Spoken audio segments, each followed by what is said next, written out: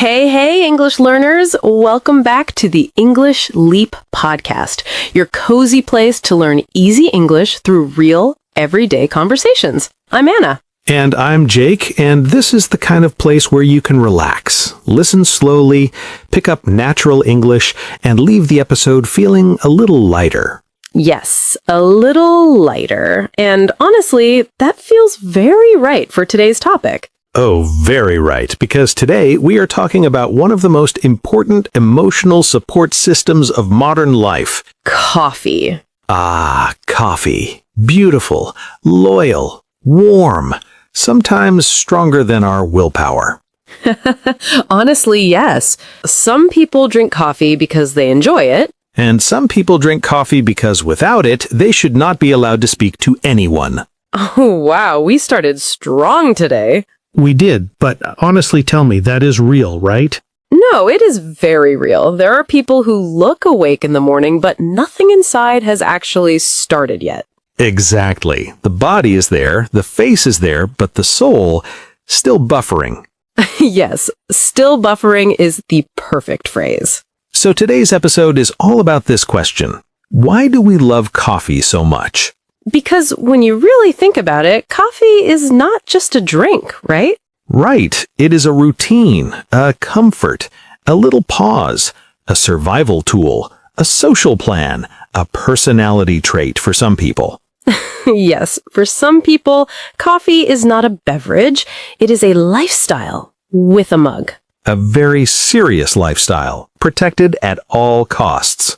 So in this episode, we are going to talk about why coffee feels like more than just coffee, why it can feel comforting, why coffee shops feel so special, why some of us are maybe a little too dependent on it. Maybe? Fine, a lot too dependent on it. Thank you. And we are also going to explore why coffee is often tied to memory, mood, routine, and even identity. Yes, because this is one of those small everyday things that can say a lot about the way we live. And as always, while we talk, you will also hear useful English words and natural expressions in context. Right. This is a B1 to B2 level episode, so do not worry if you do not understand every single word the first time. Yes, just relax and enjoy the conversation. You do not need to catch everything. Listen for the feeling. Listen for the ideas, and let the English come to you naturally. And later in the episode, we will also have a calm little word tour, where we go back through some of the most useful vocabulary and phrases from today. So, if you have ever said, "Please do not talk to me before my first coffee," or if you have ever spent too much money in a cafe just to sit there in peace for 1 hour, or if the smell of coffee alone can make your whole mood softer, then yes, this episode is for you. And actually, tell us in the comments, what kind of coffee person are you? Simple coffee? Fancy coffee? Iced coffee in every season? Sweet latte that tastes like dessert? Or tea person secretly listening to this episode for no reason? Now, that is a good question. It really is. We want to know. And if you enjoy learning English with us through calm, natural, everyday conversations, do not forget to like this episode, subscribe to the channel, and share it with someone who loves coffee a little too much. Or someone who says, I can quit coffee anytime, while making cup number 4. Jake. What? We all know a person like that. No, you're not wrong. And honestly, that's what makes coffee so interesting. Yes. People get surprisingly attached to it. You know, Jake, I really think coffee is one of those things that looks small from the outside, but feels much bigger in real life. Yes, that is such a true way to start. Because when people say they love coffee, they are usually not only talking about the taste. Right. They're talking about the feeling around it. Yes, the moment, the pause, the comfort of it. And I think that is why coffee becomes a ritual for so many people. Yes, not just a habit, but a ritual. Something you return to in a very personal way. Exactly. The same mug, the same smell, the same corner of the kitchen, the same little silence before the day begins. That is so real. Some people do not even realize how attached they are until they cannot have it one morning. Yes, then suddenly the whole day feels wrong. Not wrong, spiritually broken. Jake. I'm serious. No, but really, there is something very comforting about coffee. Comforting in a quiet way. It does not need to be exciting. It just makes life feel a little softer. Yes, and I think there's also a kind of familiarity in it. Familiarity? Yes, that feeling of knowing something so well that it starts to feel safe, trusted, and almost part of you. That is true. And when life feels rushed or messy, one familiar little thing can calm you down more than people realize. Exactly. And speaking of survival, can we talk about the morning version of people before coffee? Oh, wow, yes, that person is fragile. Very fragile. Such a relatable thing, though. You wake up, you're technically alive, but not fully available. Exactly. You are physically present, but mentally you are still somewhere between the bed and the kitchen. Yes, not fully back to the world yet. And then, after the first few sips, the caffeine starts to kick in. Yes, that moment when it actually begins to work. Your brain feels clearer, your mood starts to come back, you stop looking at the wall like it personally offended you. That is painfully accurate. Because before coffee, even simple things feel harder than they should. Like replying to, "Good morning." Yes, you are like, is it? Exactly. And that is where dependence comes in, right? Not in some huge dramatic way, just in the very human way of, oh, my body really notices when this is missing. That is a good way to say it. People do not always want to call it dependence, but they know the feeling. The headache, the low energy, the weird sadness, the feeling that you're somehow behind and the day hasn't even started properly yet. I skipped coffee once because I was running late, and by mid-morning I was irritated by everything. The light was too bright, the room was too warm, someone near me sounded too cheerful. Too cheerful is so funny. It was offensive at the time. See, that is what coffee does. It quietly protects other people from us. It really does. And honestly, I think part of the comfort starts even before the first sip. Yes, just making it already changes the mood a little. Exactly. And that is why I think one of the biggest reasons people love coffee is the routine around it. Oof, the whole process. Boiling the water, hearing the machine, opening the jar, pouring it into your favorite mug, that first smell rising before the first sip. Even that description is calming. Because it is. It feels soothing. Yes, that word fits so well. Soothing is not dramatic happiness. It is more like your system settling down a little. Exactly. And I think people need that more than they realize. Tiny little moments that tell the body, you can relax for a second. Wow, coffee is now emotional support and nervous system care. It really is doing a lot for society. Honestly, yes. And there is something about holding a warm cup with both hands that feels almost childlike in a good way. That is true. It makes you feel protected somehow. Yes, and then the first sip comes and for 1 second, everything slows down. I think that is why people get so attached to their coffee moments. The coffee matters, yes, but the pause matters too. Sometimes the pause matters even more. And coffee is not only a morning thing either. Sometimes it shows up right in the middle of a hard day. Yes, those cups feel different. They really do. Because some coffee is just coffee, but some coffee arrives when you are tired, stressed, disappointed, overwhelmed, or emotionally flat. And somehow that one cup can feel like a pick-me-up. I like that phrase because it sounds small, and that is why it feels real. Not, my whole life changed. Just, this lifted me a little. Yes, a little lift is sometimes enough. Enough to answer the email, enough to finish the task, enough to stop feeling annoyed at everyone for no reason. Or for many reasons. Fair. I remember one afternoon when I was mentally done. Not tired in the sleepy way, more like emotionally tired. Too much noise in my head, too many things open at once. That kind of tiredness is heavy. Yes. And I made coffee, sat near the window, and just stared outside for 10 minutes. I did nothing useful, but after that, I felt slightly more able to continue. And that is exactly it. Coffee does not solve the day, it just makes the day feel a little less sharp. A little less sharp. That is beautiful. Some of the best things in life are not big solutions, they're small softeners. Wow, Anna, that's such a real point.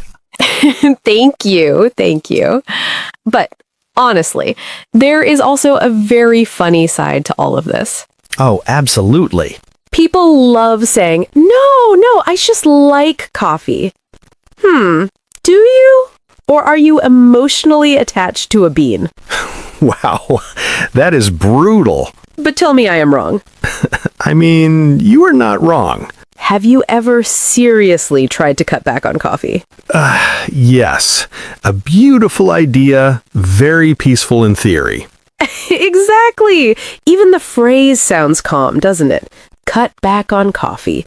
So simple, so mature, so unrealistic. Yes, and then day 2 comes and suddenly you're looking at your coffee maker like, please don't make me do this. That is so real. No, but honestly, people underestimate that part. It can feel weirdly emotional because when you try to drink less coffee, you are not only giving up caffeine. Right, you're interrupting a routine. Exactly. A routine, a comfort, a familiar mood, sometimes even a little part of your identity. Yes, that is why it can feel strangely personal. It sounds small, but it does not feel small. And wow, people become dramatic without it. Oh, incredibly dramatic. We all know a person like that.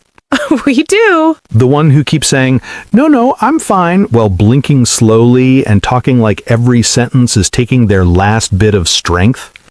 Stop, that is too accurate. You know I'm right. You are, and honestly, that is part of why this topic is so lovable. It's funny, a little emotional, and just painfully real. And then there's the coffee shop side of all this. Yes. Because coffee at home is one feeling, but coffee in a cafe is a whole different world. It really is. A good coffee shop can feel like a tiny, safe world inside a noisy day. I love that. The music is low, cups are clinking, people are talking but softly. Someone is reading, someone is pretending to work. Someone is absolutely having a life crisis next to a pastry. That last one felt very specific. Because cafes hold all kinds of people. They really do, and sometimes the whole atmosphere just hits the spot. Yes, that phrase is perfect here. When something hits the spot, it feels exactly right in that moment.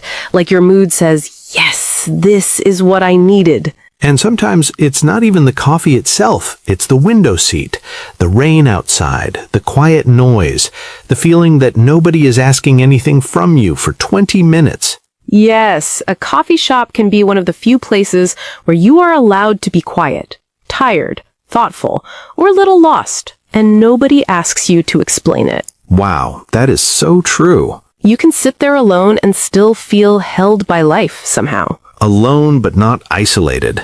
Exactly. Also, the dreams people bring into coffee shops are very ambitious. What do you mean? You walk in thinking, today I will become organized, answer emails, reflect deeply, maybe even change my life. And then? Then I drink half the coffee, look out the window for 30 minutes, and decide I have had a meaningful day. Honestly, that still counts. It does. And maybe that is part of the magic too. Sometimes coffee is not really about productivity at all. Yes. Sometimes it is just about how a moment feels. Exactly. The drink matters, of course, but the feeling around it matters even more. You know, I think this is where the real answer lives.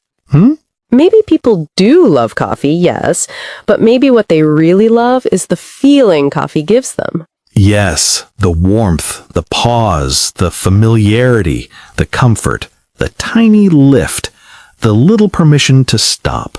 And the memories, too. Coffee can feel very nostalgic sometimes. Yes. One smell and suddenly you are back somewhere else.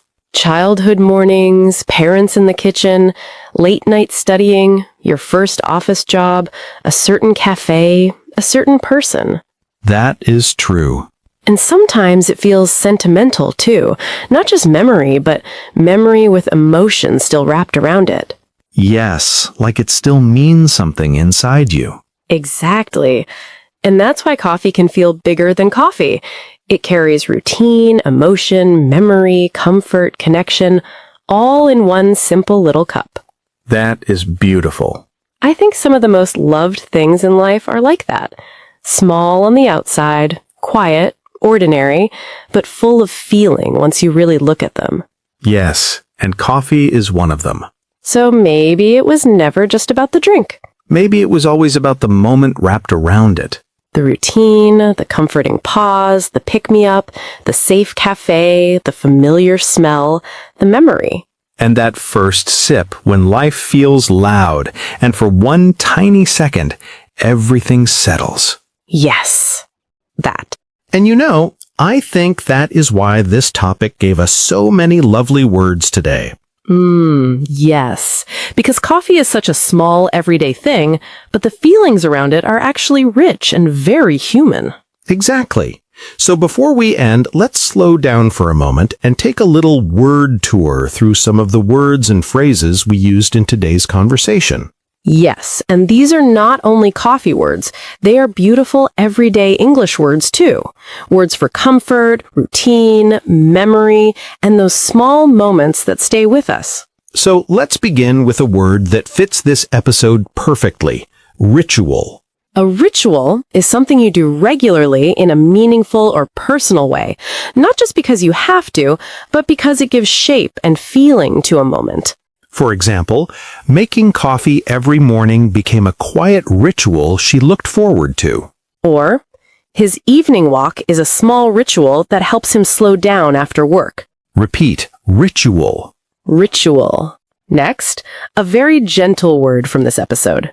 Comforting. If something is comforting, it makes you feel calmer, safer, or more at ease. For example, the smell of coffee in the kitchen felt deeply comforting. Or, there was something comforting about sitting by the window with a warm drink. Repeat, comforting. Comforting. Now, another emotional word, sentimental. If something feels sentimental, it carries personal emotion or memory. It matters to you in a deep emotional way. For example, that old cafe still feels sentimental to her because she used to go there with her father. Or, he kept the mug for sentimental reasons, even though it was chipped. Repeat, sentimental. Sentimental. Next is a really useful word. Familiarity. Familiarity is the feeling of knowing something well so it feels known, trusted, and comfortable. For example, there was a sense of familiarity in her morning routine. Or, the familiarity of that cafe made him feel relaxed right away. Repeat, familiarity. Familiarity. Next, a soft and calming word, soothing. If something is soothing, it helps you feel calm, settled, or less stressed. For example, the sound of the coffee machine was strangely soothing. Or, she found the quiet cafe atmosphere soothing after a stressful day. Repeat, soothing. Soothing. Next, one of my favorite words from this episode, nostalgic. Nostalgic describes that warm emotional feeling you get when something reminds you of the past. For example, the smell of coffee made him feel nostalgic for childhood mornings. Or, that rainy afternoon in the cafe gave her a nostalgic feeling. Repeat, nostalgic. Nostalgic. Now let's look at a more serious word, dependence. Dependence means relying on something so much that you really feel its absence when it is not there. For example, his dependence on coffee became obvious when he skipped it and got a headache. Or, a small dependence can start as a habit and grow over time. Repeat, dependence. Dependence. Now let's move to a phrasal verb we used. Kick in. When something kicks in, its effect starts to happen or become noticeable. For example, the caffeine usually kicks in about 20 minutes later. Or, once the medicine kicked in, he felt much better. Repeat. Kick in. Kick in. Next, another useful phrasal verb, cut back on. To cut back on something means to reduce it, to have less of it than before. For example, she is trying to cut back on coffee in the evenings. Or he decided to cut back on sugar after feeling tired all the time. Repeat, cut back on. Cut back on. Next, a lovely everyday phrase, a pick-me-up. A pick-me-up is something small that gives you more energy, improves your mood, or helps you feel a little better. For example, that afternoon coffee was exactly the pick-me-up I needed. Or a short walk in the fresh air can be a great pick-me-up. Repeat, a pick-me-up. A pick-me-up. And finally, a phrase that feels perfect for coffee, hit the spot. If something hits the spot, it feels exactly right for that moment. It gives you exactly what you needed. For example, that warm coffee really hit the spot on a cold morning. Or, after a long day, a quiet cafe and a soft drink just hit the spot. Repeat, hit the spot. Hit the spot. Those were such lovely words today. They really were, and I think that is because coffee is one of those small daily things that quietly carries so much feeling. Yes, comfort, routine, memory, mood, and sometimes just a little help getting through the day. So as you go through your week, maybe notice your own little rituals, the familiar things that bring calm, comfort, or a moment to breathe. And if coffee is one of those things for you, we completely understand. We really do. And if you enjoyed spending this little coffee moment with us, don't forget to like the episode, subscribe to the channel, and share it with someone who would absolutely agree that coffee is never just coffee. And tell us in the comments, what does coffee mean to you? Is it comfort, energy, routine, memory, or just your favorite excuse to sit quietly for a while? Honestly, all very valid answers. All right, take care of yourselves this week, and we hope you find a few small, comforting moments in your days. This is Anna. And this is Jake. And you have been listening to the English Leap podcast. Bye!